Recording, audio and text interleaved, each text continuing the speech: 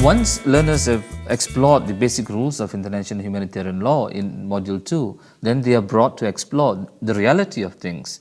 In the reality is what happens in actual situations, and learners begin to see the application of the law. So Module 3, the focus is, okay, in real life, what actually happens. You have law, which is an abstract body of law, and then you have how that law is applied.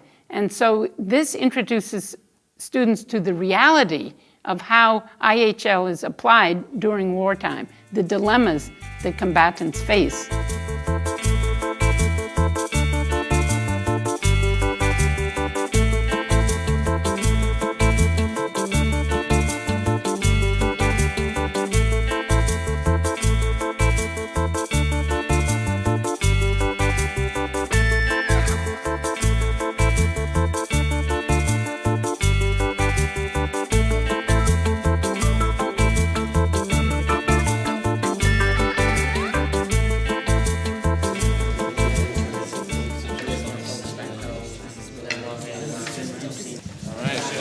Take a picture of you guys. Yeah, sure. Yeah, sure. It's a good place here. Yeah, no problem. Okay. Do whatever you want. Alright. Take cover! Fire! Fire!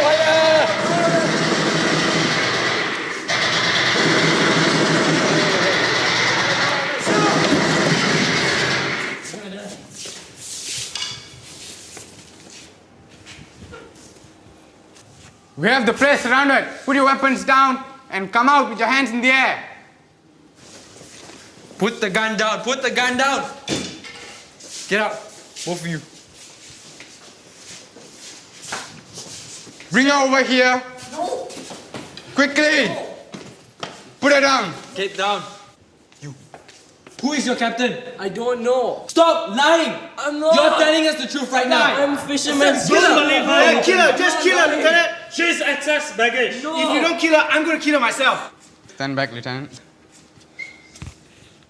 Your brother lied, so I killed him. Unless you want to live, tell me the truth. I'm Who is in fisherman's charge? sister. Where are the rest of your gorilla friends? I don't have any. I'm innocent, I swear. We caught her and her brother red-handed. Guilt is written all over them.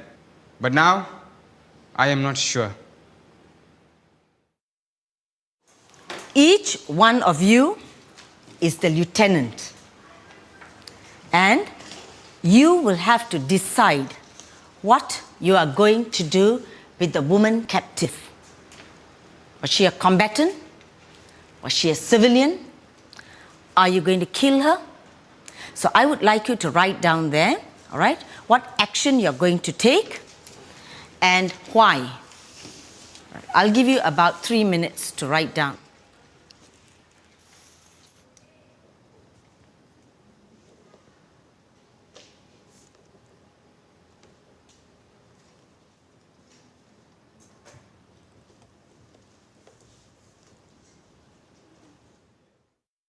I would like you to now to report, right, aloud what you think the lieutenant should do.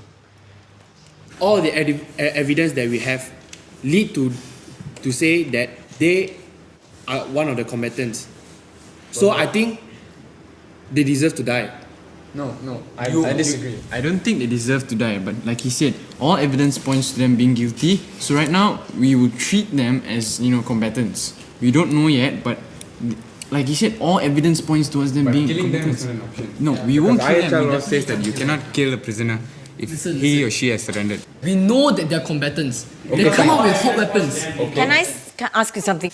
What makes you think that the woman captive and her brother were combatants? First of all, we found them with hot weapons. Okay, found them with hot weapons. Okay.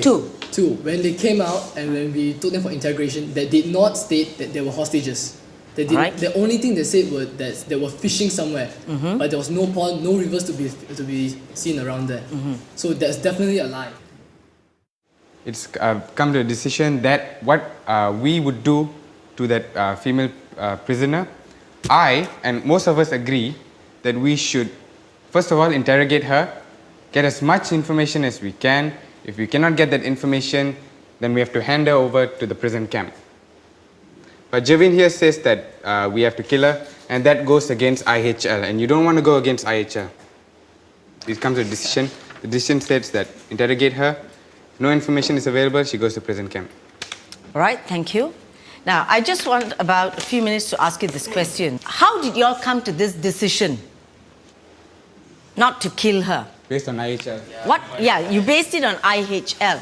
But was it an easy decision to make? No. All right. What kind of a frame of mind was the lieutenant in? Very confused. He was very confused. All right. How do we know he was confused? What did he say that tells us that he was confused? I'm not sure. But I am not sure. So what does that show us? That he was in a real dilemma.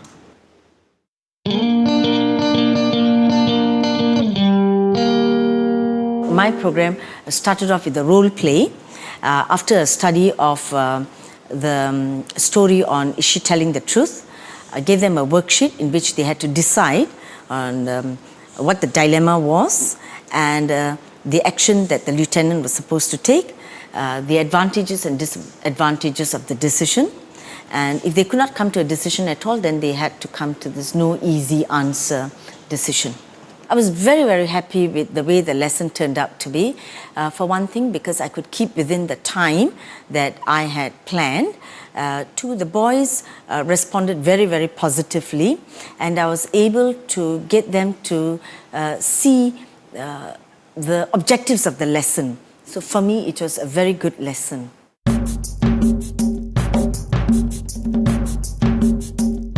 The use of the role play is for them to get into the minds of the combatants so that they experience the emotions and the pains and the turmoils that combatants go through. Because they have to understand these things before they can talk about it, before they can make decisions on issues. It puts you in that situation where you have to think, when people ask you the question, it's not that easy to really give a definite answer, but when you're in the situation itself, and that simulated the situation, so you have a better idea of what's really going on. It is very important to have a teacher in a very active pedagogical situation like this, because the teacher has to keep the class in control by way of issues, by the deliberations that go along, and in extracting the kind of answers that we want from the students. I think that we need a teacher because she's there to guide us along the right path. Like just now when we had a debate, we were moving a little bit out of the topic, but she brought us back, so a teacher is always there to guide us, and she's definitely older than us. She has more experience, she knows more knowledgeable, so she's there to guide us.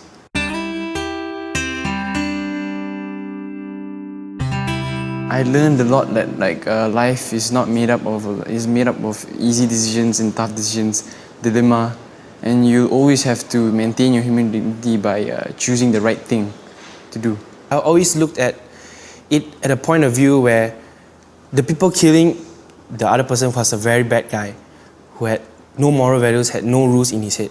But now, after I have learned this, I went through this course, I noticed that it could be something different. It could be that these are the soldiers and these are combatants. Maybe they died in a different way, in war or in a fight. So basically, that's all. It was a rich learning experience, and the lesson drew out a lot of talent that the boys had, not just in their responses to IHL, but also in their ability to speak, to act. And I think in that way, they have learned far more. Some of them have even discovered themselves. Some of them have been reborn. There's been a lot of renaissance for them.